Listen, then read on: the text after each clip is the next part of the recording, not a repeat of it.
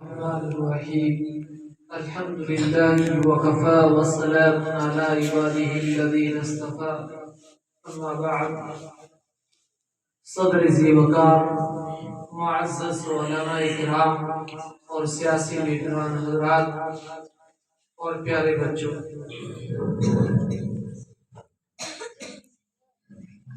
مجھ سے پہلے مولانا نظام الدین اور مولانا عبدالرحمن صاحب اور مفتی عبدالغنی صاحب نے جو باتیں اللہ تبارک و تعالی نے میرے دل میں القاء کی تھی اور جو بیان کرنی تھی، وہ تمام کی تمام باتیں آپ تمام حضرات کے سامنے آ چکی ہیں۔ وقت کی بھی نزاکت ہے کیونکہ سردی کا موسم بھی ہے، اس لیے میں اپنے رفیقوں کی حرف با حرف مکمل تائید کرتا ہوں، اور جو انہوں نے ہدایات اور جو تاثرات پیش کیے ہیں وہ بالکل پر موقع پیش کیے ہیں، اور ان تاثرات کے حقیقی مصداق یہاں کے طلبہ عزیز اور یہاں کے اساتذہ کرام ہیں۔ عزیز ساتھیوں،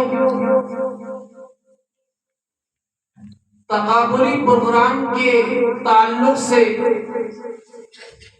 اس بندہ نچیز کو اس ادارے کے اندر حاضری کا یہ پہلا موقع ہوا ہے۔ دل کے اندر کئی ایسی باتیں تھی جو آج سے پہلے دل کے اندر اور دماغ کے اندر گردشیں کر رہی تھی، جس کو میں بیان کرنا نہیں چاہتا ہوں، لیکن صبح ہی سے میرے رفیق ہم سفر مولانا یاسین صاحب کا بار بار میرے پاس میں فون آ رہا تھا کہ آپ کو آنا ہی ہے۔ میں نے کئی مرتبہ ان سے معذرت بھی کی، لیکن انہوں نے پیچھے نہیں چھوڑا۔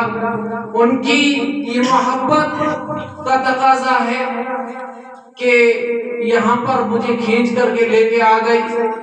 الحمدللہ آپ کے ادارے کے اندر طلباء نے جس انداز اور جس اچھوتے لہجے سے جو پروگرام پیش کیا ہے وہ قابل مبارکباد طلباء تو ہے ہی، لیکن ان طلباء کے ہر جملے اور ہر کلمے کے پیچھے ان کے اساتذہ کی محنت اور ان کے اخلاص للہیت اور ان کے دعاؤں کا نتیجہ چھپا ہوا ہے، تب جا کر کے یہ بچے اس لائق ہوئے ہیں۔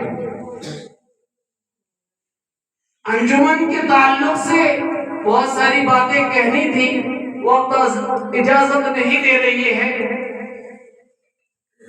ایک مشورے کے طور پر میں ایک بات پیش کرنا چاہتا ہوں کہ آئندہ جب بھی ایسا تقابلی پروگرام ہو تو اسٹیج کا جو رخ ہونا چاہیے، مقرر کا جو رخ ہونا چاہیے، وہ عوام الناس کے سامنے ہو، تاکہ عوام الناس اس کی طرف مائل ہو۔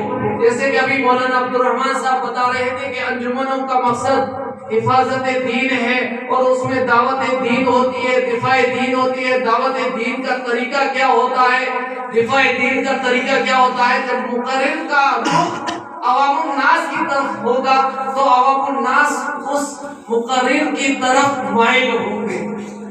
اس لیے یہ شکوہ نہ سمجھے، اگر میری بات بری نہ لگے تو انشاءاللہ آئندہ اس پر عمل پیرا ہونے کی کوشش کریں، یہ ہم سب کے لیے بہتر ہے۔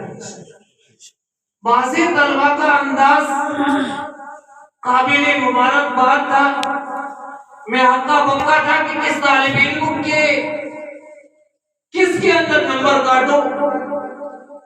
ہر ایک کا انداز، ہر ایک کی صحت اور ہر ایک کی جرات ایک سے بڑھ کر کے ایک تھی۔ یہ میرے اساتذہ کرام کی محنت کا نتیجہ اور اثر ظاہر ہو رہا تھا۔